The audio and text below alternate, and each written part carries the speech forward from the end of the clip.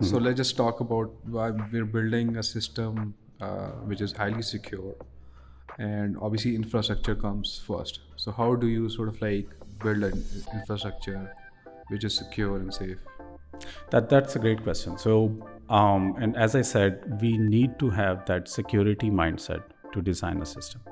And when we are talking about the implementation or the deployment or the actual system itself, we need to have an immutable architecture.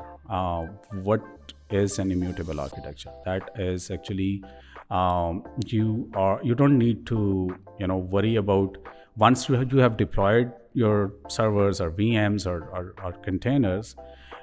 You don't have to make changes to the system. You don't have to make changes to the individual systems, because in the immutable architecture you have all these machines, and they have like the same configuration, same image that being used.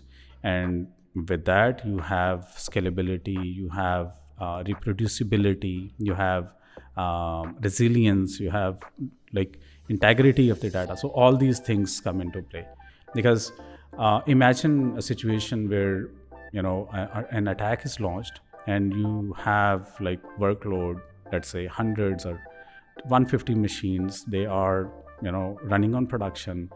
They are being monitored, but one of the system, and imagine that it's not immutable, and the attack gets launched. So you have to mitigate that one by one to each of the machines, right? So you have to do whatever mechanism, SSH or what and whatever, and you have that's called the configuration drift. So you have to make those configurations one by one. So in an immutable architecture, because you have to decommission everything, like all the workload that you have, and you have to spin up a new architecture that is spinned up using an image that has perhaps the fix to that issue.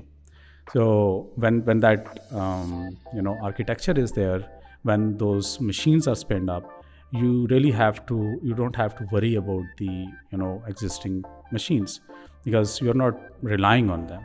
Everything is there.